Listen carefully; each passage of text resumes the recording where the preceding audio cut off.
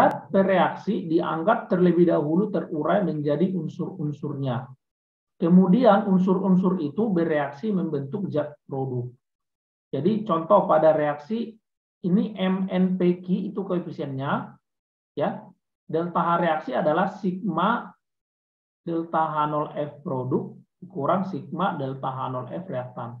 Dengan catatan koefisiennya itu berpengaruh untuk mengalihkan delta H0F. Ya. Jadi kalau kita dikasih tahu beberapa data entalpi pembentukan, maka rumusnya adalah sigma delta N H0F produk dikurang sigma N delta H0F reaktan. N ini maksudnya jumlah koefisiennya diperhitungkan, ya. Atau sejumlah produk itulah. Produk itu kan di sebelah kanan, reaktan di sebelah kiri. Nah, kalau misalnya nanti di reaksi itu kan bisa unsur. Nah, ingat delta H0F-nya unsur itu sama dengan 0, ya. Jadi kalau misalnya ada reaksi terus ada gas oksigen, kamu jangan cari delta H0F oksigen, sudah pasti dia 0. Karena oksigen itu kan unsur. Jadi kalau ada reaksi nanti ada unsurnya, maka dia tidak punya delta H0F atau delta H pembentukan. Ya, ini aja rumusnya. Ya, langsung aja kita ke latihan soalnya. Ini ingat rumusnya ya teman-teman. Delta H reaksi adalah delta H0F produk dikurang delta H0F reaktan. Jadi produk dikurang reaktan gitulah.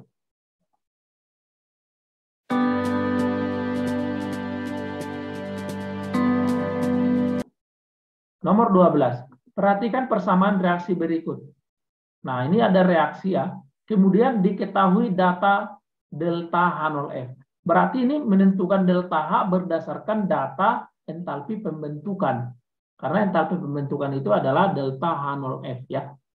Nah, tadi rumusnya apa? Delta H reaksi sama dengan, ini kan yang ditanya delta H-nya berapa gitu ya.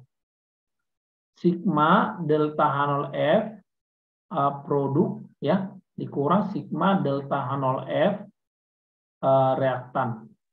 Nah, ini aja diingat, maka akan bisa kita kerjakan. Nah, masing-masing kan udah dikasih tahu nilainya.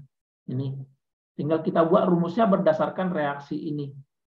Ya, maka berdasarkan reaksi di atas, delta H-nya itu sama dengan sigma delta H0F produk. Produknya yang mana? Produknya yang di kanan. Berarti delta H0F-nya si Na2CO3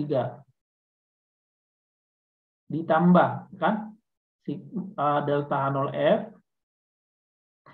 H2O ditambah delta H0F CO2. Nah, ini dia. Jadi inilah yang sigma delta H0F yang diproduk. Ya, jadi yang diproduk semua ditotalkan. Dikurang sigma delta H0F yang direaktan. Nah, yang direaktan itu senyawanya NaHCO3. Perhatikan koefisiennya 2 ini, teman-teman. Jadi koefisiennya ikut ya. 2 dikali delta H0F. Ya, jadi koefisiennya itu ikut mengalihkan. Senyawa NaHCO3. Nah, kayak gini. Jadi 2 dikali gitu. Maka kita tinggal masukkan angkanya.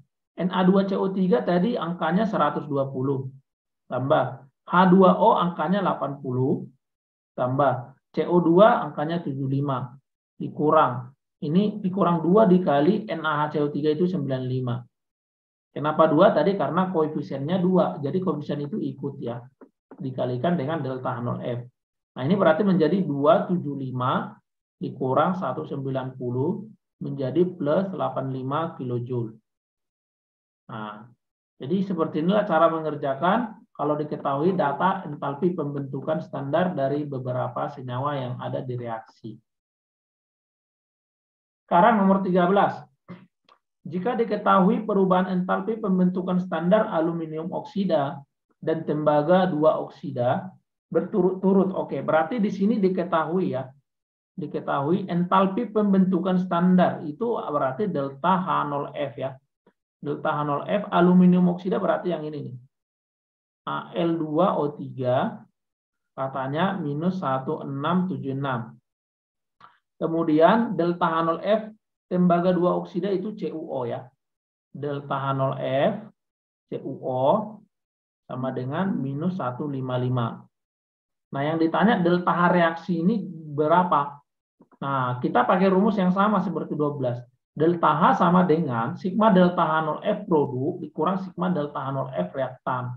Maka delta H sama dengan, kalau kita masukkan ke rumus, maka ini produknya Al2O3. Maka delta H0F di Al2O3.